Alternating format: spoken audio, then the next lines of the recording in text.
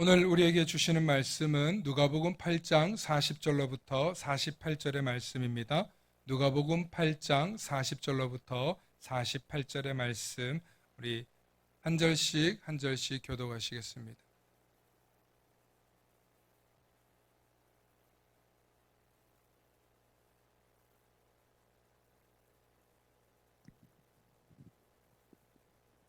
제가 먼저 봉독합니다. 예수께서 돌아오심에 무리가 환영하니 이는 다 기다렸음이라. 야이로라는 사람이 와서 예수의 발 아래에 엎드려 자기 집에 오시기를 간구하니 이는 자기에게 12살 된 외딸이 있어 죽어가미러라. 예수께서 가실 때에 무리가 밀려들더라. 이에 12회를 혈루증으로 앓는 중에 아무에게도 고침을 받지 못하던 여자가 예수의 뒤로 와서 그의 옷가에 손을 대니 혈루증이 즉시 그쳤더라. 예수께서 이르시되 내게 손을 댄 자가 누구냐 하시니 다 아니라 할 때 베드로가 이르되 주여 무리가 밀려들어 미나이다. 예수께서 이르시되 내게 손을 댄 자가 있도다. 이는 내게서 능력이 나간 줄을 알미로다 하신대. 여자가 스스로 숨기지 못할 줄 알고 떨며 나와 엎드려 그 손댄 이유와 곧 나은 것을 모든 사람 앞에서 말하니 우리 함께 하십니다. 예수께서 예수께서 이르시되 딸아 내 믿음이 너를 구원하였으니 평안히 가라 하시더라. 아멘. 오늘 말씀의 제목을 함께 선포해 주시기 바랍니다. 그의 옷가에 손을 대니, 그의 옷가에 손을 대니 라는 제목으로 말씀 나눌 때 하나님의 크신 은혜가 있기를 소망합니다. 지난주에 거라사 지역에서 사람들이 자신들의 돼지떼가 몰살당하는 것을 보고 예수님께 요청합니다. 어떻게 해요? 두려워하면서 떠나가 달라고 요청했습니다. 하지만 반대로 오늘은 본문을 보면 이곳 갈릴리에 모인 사람들은 예수님을 환영하고 있습니다. 오늘 성경을 보면 예수님을 기다리던 사람들이 있었던 모양입니다. 환영 인파가 몰려든 것이죠. 예수님께서 이곳에 도착하시자마자 회당장 야이로의 12살 된 외동딸이 다 죽어가고 있다는 소식을 듣고 곧장 그 소식을 들은 예수님과 제자들이 함께 이 회당장 야이로의 집에 가던 중에 어떤 역사가 일어납니다. 놀라운 사건이 발생되게 되죠. 바로 12해 동안 혈루증을 앓고 병고침을 받지 못했던 한 여인이 예수님을 만나서 병고침을 받는 이야기입니다. 그런데 재미있는 숫자가 나와요. 외동딸의 나이가 12살이고 혈루증을 앓고 고통당했던 여인이 12년이라는 숫자가 나옵니다. 왜 하필이면 12살 된 어린 딸과 12년이나 고통당한 혈루증 앓던 여인의 이야기가 이 이야기 속에 겹쳐진 걸까? 이거는 다음 시리즈에 여러분들에게 말씀드리겠습니다. 너무너무 재밌는 얘기예요. 오늘도 여러분들께서 들어보셨을 수도 있지만 워낙 요즘엔 뭐 유튜브나 뭐 성서학당이나 많이 방대하게 있어서 들어봤을 수도 있으나 그런데 오늘 말씀 속에는 참 우리가 몰랐던 이야기들이 숨겨져 있어요. 혈루증 앓고 있는 여인의 이야기에 오늘은 집중하기 원합니다. 여러분 혈루증이라는 단어가 뭔지 아세요? 혈루증. 우리 사전에 보니까 의학 용어 중에 하나로 피가 엉키고 뭉쳐서 등이 굽는 병이에요. 그러니까 혈루증을 앓는 사람은 어떤 모습으로 되어 있다는 얘기야? 등이 굽었으니 서 있겠습니까? 주저앉아 있겠습니까? 예. 이따가 보조 자료에 그림을 보면 나오지만 여러분 혈루증 앓고 있는 여인은 바닥 생활하고 있습니다. 그러니까 혈루증을 12년 동안 앓았다는 얘기는 완전히 고부라져서 그의 몸이 바닥 생활을 하고 기는 듯한 모습으로 살고 있었을 거라는 거예요. 그런데 오늘 이 성경 이야기에서 더욱더 놀라운 것은 혈루증을 앓고 있는 이 여인을 예수님이 고쳐주신 게 아니라 자신의 의지로 예수님의 능력을 얻어서 치유를 받는다는 거예요. 이 점이 굉장히 흥미로워요.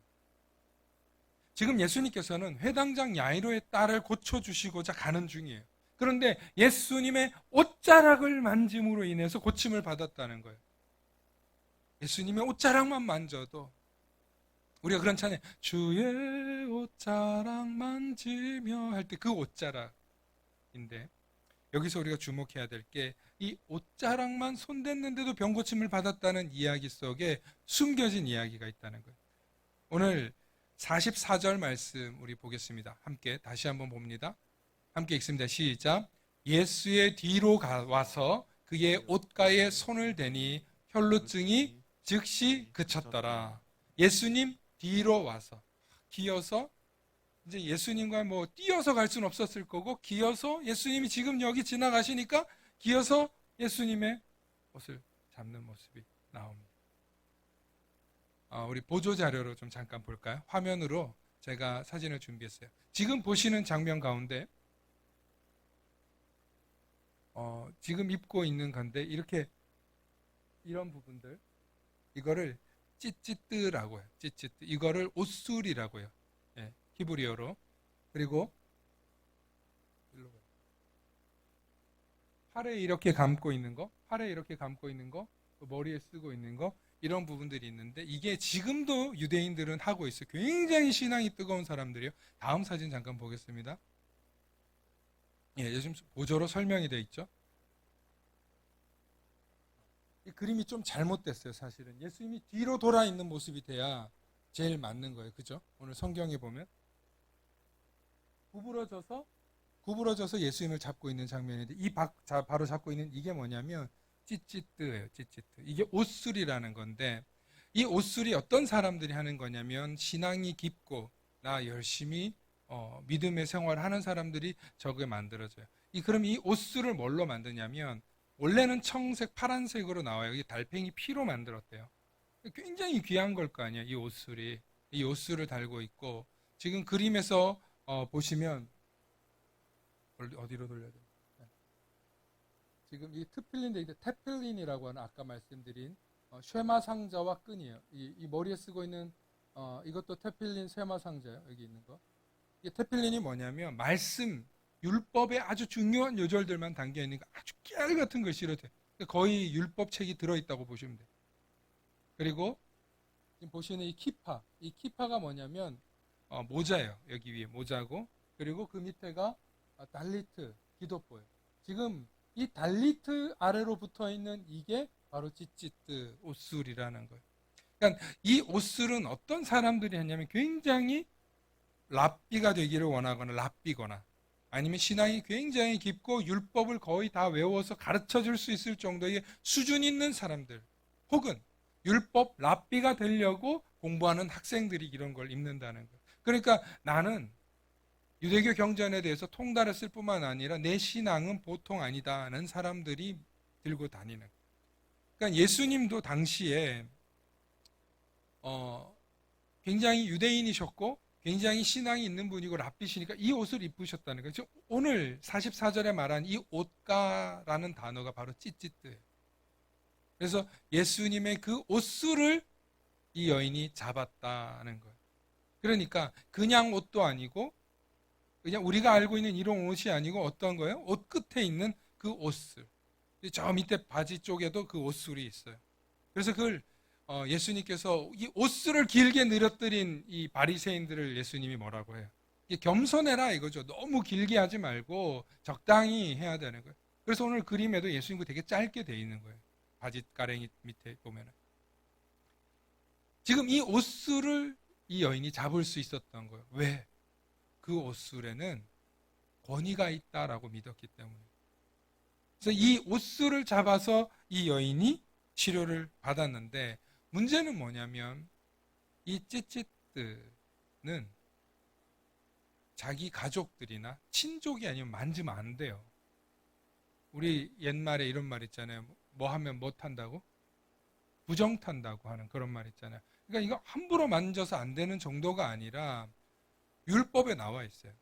율법에 나와 있고, 굉장히 율법에 부정한 자들은 여기에 손대면 안 되는 거예요. 그런데 성경에 율법에 부정한 자들이 있어요. 율법이에요. 제 얘기가 아니고, 율법에는 여자들이 생리를 하는 것도 뭐 하다 그래요? 부정하다 그러죠. 그러면 혈루증 있는 사람, 몸에 피가 엉켜서 하혈도 할 뿐만 아니라 등도 굽는 여인이 부정했겠어요? 안 부정했겠어요? 부정한 여인이에요, 지금. 율법에 부정하다고 하는 사람들이 어떤 사람들이냐면 나병 환자들, 또 이방 사람들. 그러니까 이런 사람들은 찌찌뜨 만지면 돼요, 안 돼요? 그럼 그거 버리는 거예요. 그리고 새로 보상해 주든지 뭐 혹은 너무 화가 나면 그 사람을 때려도 할 말이 없을 정도로 찌찌뜨는 손도 대면 안 되는 거예요. 옛날에 왜 제사를 지내던 집에서는 애들이 제사상에 올라가는 거 못 만지게 했잖아요. 그죠? 부정 탄다고. 그런 것처럼 그 고대 사회에서 유대 사회에서도 이 찌찌뜨를 손대는 거는 말도 안 되는 일이었어요. 그런데 이 여인이 그 금기를 깨고 예수님의 옷수를 만진 거예요. 그런데 이 사건은 예수님만 아시고 이 여인만 아는 사건이잖아요. 그죠? 그런데 예수님께서 능력이 나가신 것을 알고 제자들을 향해서 누가 내 옷술에 손댔냐? 누가 내 옷술에 손댔냐? 라고 물으니까 제자들이 사람이 지금 이렇게 많아서 밀려 있는데 주님 무슨 소리 하시는 겁니까?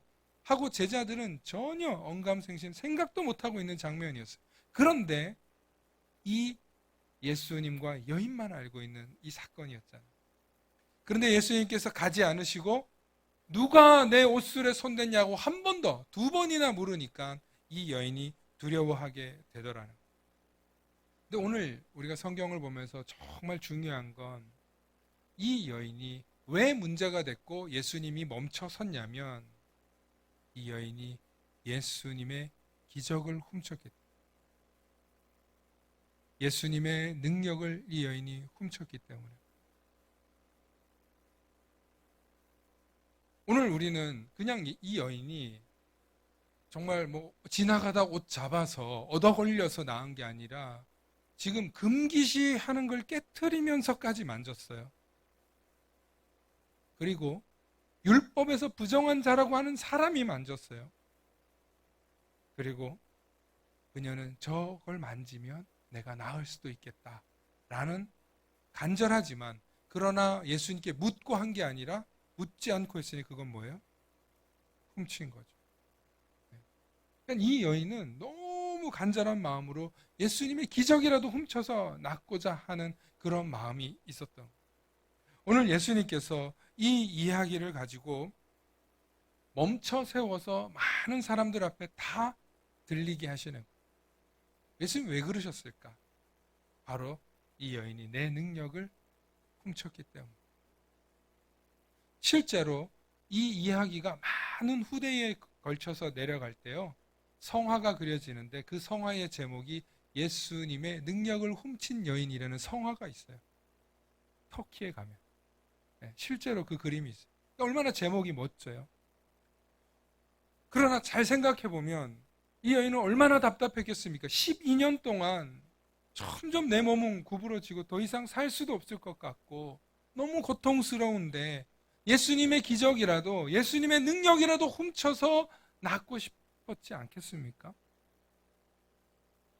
더군다나 금기사항까지 어기면서 자신의 병고침을 간절히 원했던 이 여인을 예수님은 그래 알았어 속으로 넘어가는 게 아니고 이걸 웬걸 멈춰 세워서 많은 사람들 앞에서 고백하게 만들어 버리시는 거예요. 왜 그렇게 했을까? 오늘 우리가 주목해야 되는 건 이 여인이 예수님의 기적과 능력을 훔쳤다는 것에도 한번 주목해 볼 필요가 있고 그리고 훔쳐서라도 내 병이 치유받았으면 좋겠다는 이 간절한 심정을 예수님은 보시는 거예요. 예수님은 그 믿음을 부정하다, 악하다, 나쁘다 말하지 않으세요. 오히려 그것을 사람들에게 보여주기 위해서 오늘 멈춰 섰는데 그 내용이 어디서 나오냐면 48절 말씀 우리 함께 보겠습니다. 우리 48절 말씀 화면으로도 보여주세요. 함께 읽겠습니다. 시작. 예수께서 이르시되 딸아 내 믿음이 너를 구원하였으니 평안히 가라 하시더라. 아멘. 여러분, 여기서 이 따라라고 하는 이 표현은 조금 낯설지 않습니까? 예수님 나이도 그렇게 많지 않으시고 결혼도 안 하셨는데 이 여인도요. 헬라어로는 구네라는 거예요. 여인은. 그럼 구네라는 표현은 뭐냐면 결혼한 여인. 결혼을 했을 뿐만 아니라 이미 자식도 있을 수 있는 그런 정도의 부인 이런 뜻이에요. 그런데 예수님께서 오늘 여기서는 따라 내 믿음이 너를 구원하였으니 평안히 가라. 능력 나갔다고 멈춰 세워서 두렵게 벌벌 떨 때는 언제고 예수님께서 따라 내 믿음이 너를 구원하였다 하면서 예수님께서 평안히 가라고 말씀하고 있다는 거예요. 왜 예수님이 그렇게 얘기하셨냐면 이 여인의 믿음의 열정을 아셨기 때문에 이 여인의 간절한 그 긴박한 상황도 예수님은 아셨다는 거예요. 그런데 알기만 하고 끝나는 게 아니라 이 사건을 사람들이 알기를 바랬기 때문에 예수님께서 멈춰서셨고 내 능력이 나갔다고 얘기하고 이 여인은 모든 사람 앞에 자신이 왜 그랬는지 자초지종까지 얘기하게 하더라는 거예요. 그제서야 예수님께서 따라 내 믿음이 너를 구원하였다. 평안히 가라. 여기서 말하는 딸은 너도 믿음의 조상 아브라함의 딸이다. 내 믿음이 너를 구원하였다. 이 말씀하고 있는 거예요. 비록 여인은 예수님의 능력을 훔쳤지만 그 믿음의 용기, 금기사항을 깰 정도의 이 용기를 예수님께서는 칭찬하시고 싶으셨던 거예요. 알려주고 싶으셨던 거예요. 그녀는 두려워 벌벌 떨었지만 네가 한 그 믿음이 많은 사람들에게 알려질만 하다는 거예요. 얼마나 기대했겠어요. 얼마나 소망했겠어요. 얼마나 낫기를 간절히 원했겠어요. 저 같아도 그랬겠어요. 그렇게 아픈데 며칠을 잠을 못 자고 며칠을 머리가 아프고 며칠을 고통당해도 차라리 그냥 주님 저 좀 데리고 가주세요 하는 게 우리 인간이잖아요. 그런데 12년 동안 이 유대 사회에서 부정한 자로 사는 게 얼마나 고통스러웠겠냐 이 말이에요. 낙인 찍혀서 사는 내 조상의 죄냐라는 소리를 들을 정도로 나는 왜 이렇게 저주받아서 이렇게 고통당하고 살아야 되냐 할 정도로 한많은 이 여인의 심정을 예수님이 왜 모르셨겠어요? 그래서 다 알게 한 다음에 따라 내 믿음이 너를 구원하였으니 평안히 가라. 여기서 말하는 딸은 너도 믿음의 조상 아브라함의 딸이다라는 표현이 담겨 있고 그 당시에 모든 사람들이 이 말을 그대로 알아들을 수 있는 화법이었다는 거예요. 그래서 이 기록은요, 마가복음, 누가복음, 마태복음에 다 나와 있어요. 더 기가 막힌 거 얘기해 볼까요? 이스라엘에 지금 이 여인의 교회가 발견됐어요. 몇 년 안 됐어요. 이 여인의 증언을 고대 증거를 찾아보니까 빌립보 가이사랴에 살고 있었던 여인이고 이 여인이 그곳에서 치유받은 것을 기념해서 수천 년 전에 교회를 세웠던 터가 있더라는 거예요. 그래서 지금도 예루살렘 성지순례를 하면서 빌립보 가이사랴에 가면 이 여인의 기록이 남아있는 터가 있는 거예요. 할렐루야. 후대에 얼마나 많은 사람들이 이 여인의 믿음이 예수님의 기적을 훔쳐서라도 내가 낫겠다고 한 이 믿음이 얼마나 간절했고 그것을 예수님이 인정해 주셨는지 후대의 많은 사람들에게도 감동이 되었다는 거예요. 소망이 되었다는 거예요. 위로가 되었다는 거예요. 그래서 그 믿음으로 우리도 주님 앞에 나아가자. 그 믿음의 열정을 가지고 주님을 부르짖고 나아가자. 그런 믿음의 구령이 없었겠냐고요. 교회까지 지은 마당에. 할렐루야. 이스라엘에 가면 꼭 여러분들 이런 이야기들을 만나보실 수 있기를 바랍니다. 특히 이스라엘에 가면요, 예수님이 태어나신 곳부터 시작해서 십자가 달리시고 고난당한 다 교회가 지어져 있거든요. 뿐만 아니라 예수님의 기적이 일어난 곳마다 교회가 지어져 있어요.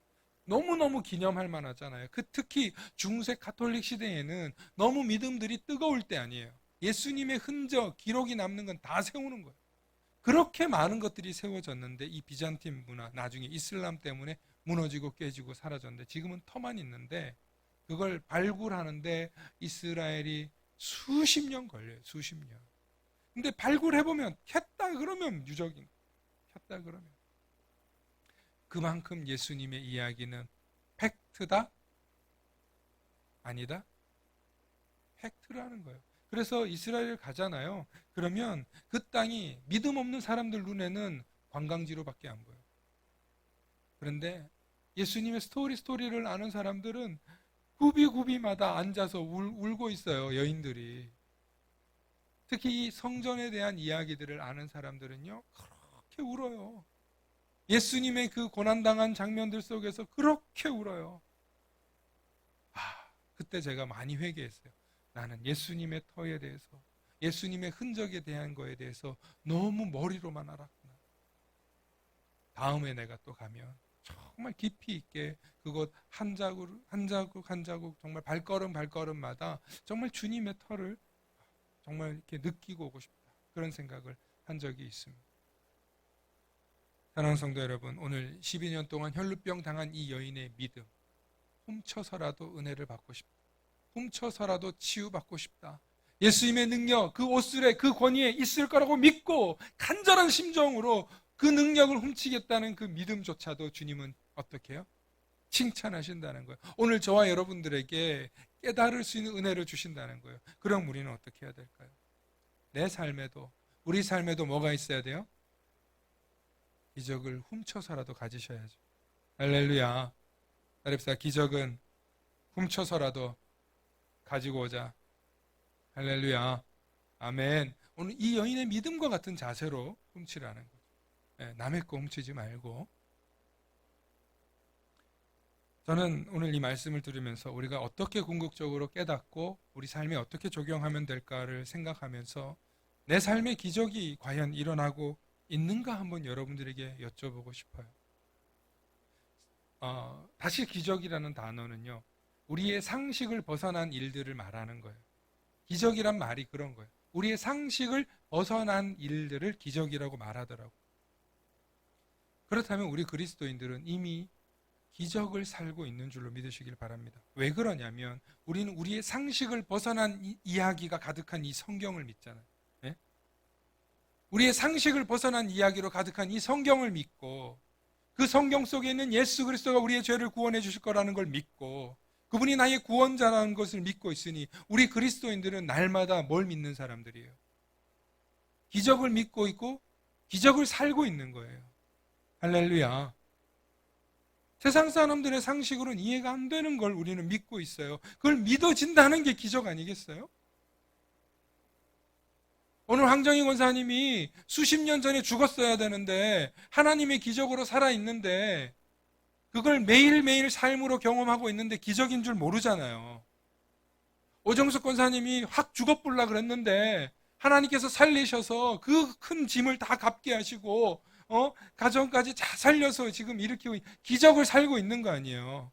네? 황 권사님이나 오 권사님이나 옛날에 진작 깐날에 죽었어야 될 사람들인데 그런데 어떻게 해요? 하나님이 살리셔서 사용하고 계시잖아요. 여러분들 속에는 기적이 없냐고요. 여러분들은 제가 삶을 몰라요. 그런데 여러분들 속에는 기적이 없냐고. 지금 살아서 걸어서 숨 쉬는 게 기적인 사람도 있잖아요. 속이 천불나 죽겠는데도 오늘 이 자리에 나와서 주님 사모하고 기도하는 사람이 왜 없겠냐고요. 여러분들 속. 그리스도인으로 사는 것 자체가 기적이에요. 또 한 가지 제가 기적 얘기해 볼까요? 여러분, 우리가 예수를 믿기 때문에 우리에게는 마귀의 권세가 틈타지 못해요. 마귀는 수시로 우리를 넘어뜨리려고 하는데 예수 그리스도를 믿는 그 믿음으로 우리는 마귀를 쫓아내고 있어요. 여러분, 우리가 어떻게 마귀를 쫓아내는지 말씀드려 볼까요?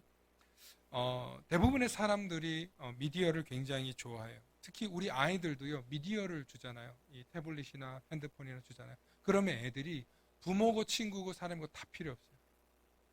중독되는 게 순식간에 일어나요. 그런데 나중에는 점점 심해지니까 이거에서부터 정말 벗어나지 못하고 두문불출, 바깥 출입도 못하는 아이들이 있어요. 아니 성인이 돼서도 그거를 못 끊어요. 그런데 뭘로 끊어지냐면 예수 그리스도로 끊어지는 사건들이 수두룩백백 있어요. 정말이에요. 청소년 사역을 하고 청년들 사역을 하면 아이들이 미디어 때문에 그 중독 때문에 얼마나 고통스러워하는지 몰라요. 여러분 술도요. 끊어집니까?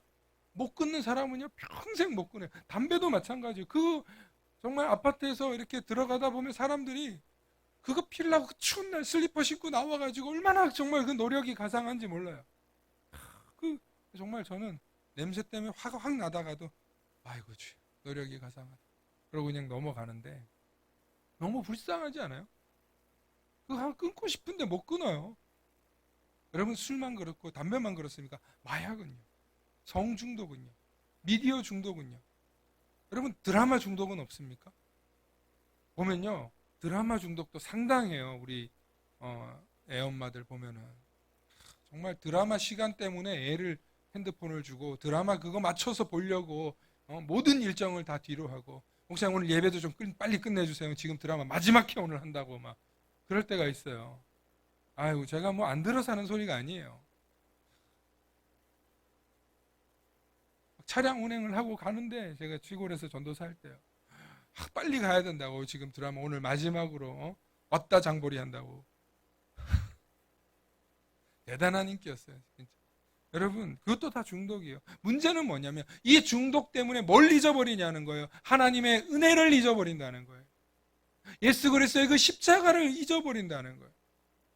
그런데 반대로 예수 그리스도의 십자가가 이 세상의 그 어떤 것보다도 귀하다는 걸 경험하고 나면 그 중독에서 벗어나는 줄로 믿습니다. 할렐루야. 그 술이고 그 좋아하던 담배고 그 좋아하던 것들을 그 도박들을 다 끊고 예수 그리스도를 믿어서 변화되더라는 거예요. 그런데 여러분 한 번에 확 변화되는 게 아니라 정말 그것을 예수 그리스도를 끊임없이 믿는 뜨거운 믿음의 열정과 소망을 가지고 나아갈 때 끊어지는 거예요. 그래서 예수 그리스도가 이 어떤 마귀의 세계보다 더 귀하다는 걸 깨달을 때 끊어지는 거예요. 예수님이 정말 귀하다는 걸 경험할 때 우리는 예수님보다 더 좋은 게 없다. 예수님보다 더 귀한 게 없다 하고 고백하면서 세상의 다른 것들은 뒤로 할 수 있는 거예요. 아니 다음에 보면 되지. 좋은 게 좋은 거지만 그래도 다음에 할 수 있지. 미룰 수 있는 거예요. 왜? 나는 예수님이 더 좋으니까. 할렐루야. 자, 아주 우리 나엘이 만날 때 들었던 예수님이 좋은 거. 여러분 그 시골에서요. 많은 사람들이요. 예수 만나서 인생이 변화되는데 예수 못 만난 사람들은 여전히 고생하고 살아가는 걸 저는 어릴 때 너무 많이 봤어요. 특히 뭘 못 끊어서 술, 담배, 도박. 이거 못 끊어서 고생하는 사람 너무 많아요.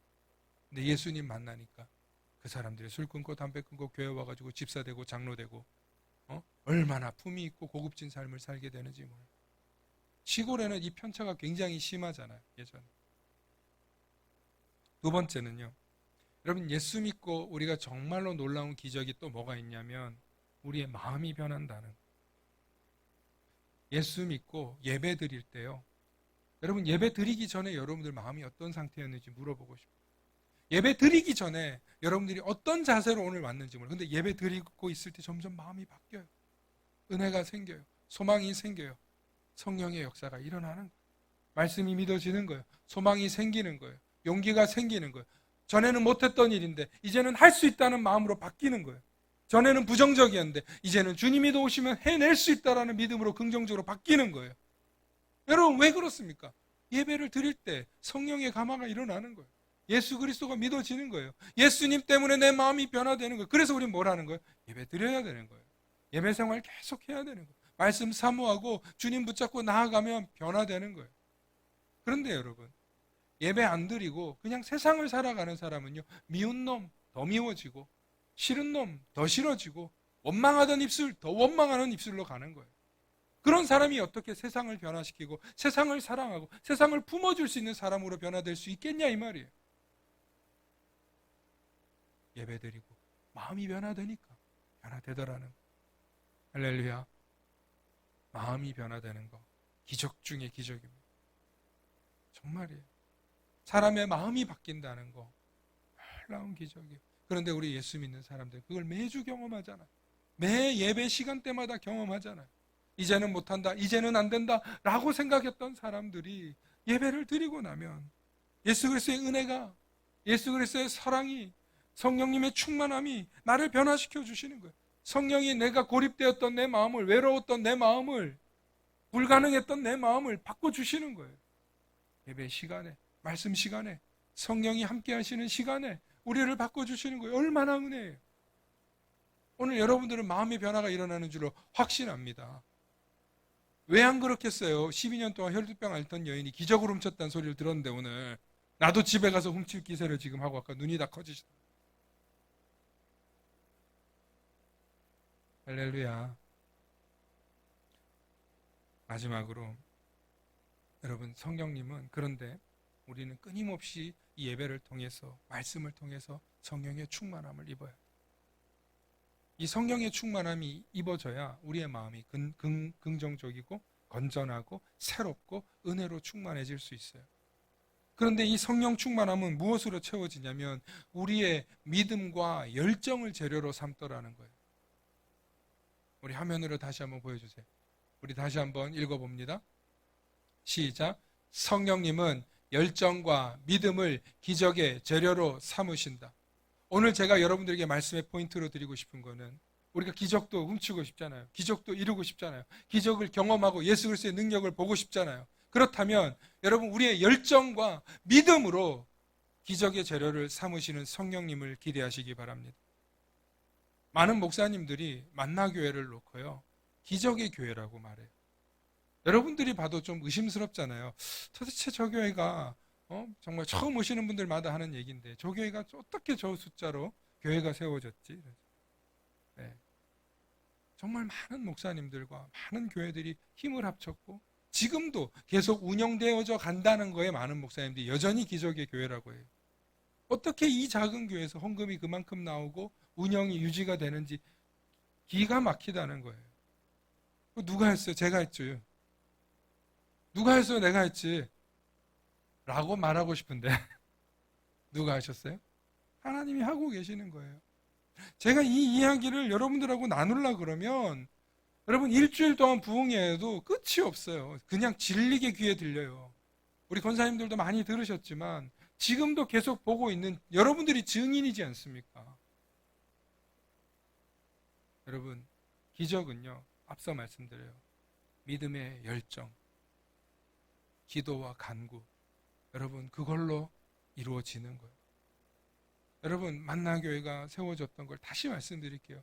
수많은 사람들이 개척교회가 안 된다고 할 시점에 개척교회를 시작했고, 그리고 우리도 안 되니까 대충 하고 말아야지라고 생각하지 않았어요. 하나님이 주시는 성령의 감동을 가지고 정말 부족하지만 그냥 매달렸어요. 하나님 함께 하셔달라고. 그 과정 속에서 버티고 버틴 중직자들이 있었던 것도 대단한 일이지만 여러분, 정말 그 속에서 성령의 역사가 일어나더라는 거예요. 그리고 이 교회를 많지는 않지만 스쳐 지나가는 많은 사람들이 그 기적을 듣고 있으면서 정말 은혜를 받고 정말 많은 헌신을 하고 가셨어요. 사랑하는 성도 여러분, 성령님은 만나교회뿐만 아니라 모든 교회를 통해서 일하십니다. 지금 이 순간에도 아주 작은 상가교회에서, 아주 작은 교회에서도 여러분들 교회에서 말씀을 전하고 역사하고 있어요. 그런데 그 말씀을 받아먹는 우리들이 어떻게 이 말씀을 받아먹고 어떻게 이 기적을 내가 나누고 어떻게 내 삶 속에서 주님을 위해서, 교회를 위해서 헌신할까 변화될 때 진짜 기적이 일어나는 거예요. 그러므로 성령님은 우리 속에 오셔서 우리가 정말 기적을 일으키시는 분이신데 우리의 마음이 감화감동되어서 내가 교회를 위해서 뭘 하겠다, 내가 주님을 위해서 뭘 하겠다, 이런 마음으로 변화될 때 주님은 기적을 계속 밝혀주시는 거예요. 그건 믿음의 눈이 없는 사람은 이해할 수 없어요. 아무도 이해할 수 없어요. 그런데 여러분, 정말 오늘 12년 된 혈루증 앓던 여인이 기적을 훔쳐서라도 기적이 일어나고 치유되었던 것처럼 저와 여러분들의 삶 속에서도 주님이 역사하시고 주님이 함께 하시면 그 일이 일어난다라는 능동적인 믿음이 있으면 주님이 고쳐주신 게 아니에요. 이 여인이 훔친 거예요. 다시 말씀드리지만 이 여인이 뺏은 거예요. 예수님의 능력. 그런데 그 간절함, 그 여건, 그 상황, 그 안타까움을 그 누구보다도 너무나 잘 아시는 주님께서 따라 내 믿음이 너를 원하여 평안히 가라. 날마다 거저 평안이 얻어지는 게 없어요. 날마다 그냥 평안이 있는 게 아니에요.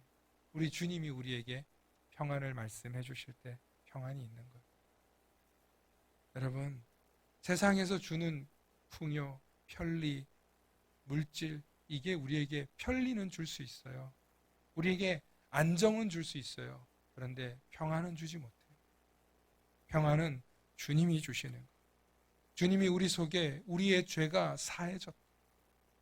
딸아, 아들아, 너도 믿음의 자녀다. 그 확증이 있을 때 우리 속에 참된 평안이 임하는 줄로 믿습니다. 기도하겠습니다. 사랑의 주님, 우리 삶의 기적이 일어나기를 소망합니다. 성령님, 우리 삶의 기적이 일어날 수 있도록 우리에게 믿음을 더하여 주시옵소서. 우리로 하여금 말씀 충만, 성령 충만, 믿음 충만으로 살아갈 수 있도록 믿음을 선물로 더하여 주시옵소서. 그리하여 내 삶에 일어나는 수많은 기적들을 눈으로 보고 확증하고 경험하면서 날마다 주님을 섬기는 것이 기쁨이 되게 하시고, 날마다 주님의 교회에 오는 것이 기쁨이 되게 하시고, 사람이나 주변이나 환경이나 남을 보는 것이 아니라 오직 주님께만 집중하면서 주님의 기적을 훔쳐서라도 내 삶에 주님의 기적을 경험하기를 원하는 그 심정으로 우리가 주님 전에 나와서 은혜를 경험하게 하시고 성령의 충만함을 경험하게 하셔서 날마다 주님의 역사에 동참하는 우리들이 되게 하여 주시옵소서. 감사드리며 우리 주 예수 그리스도의 이름 받들어 간절히 기도 올려옵나이다. 아멘.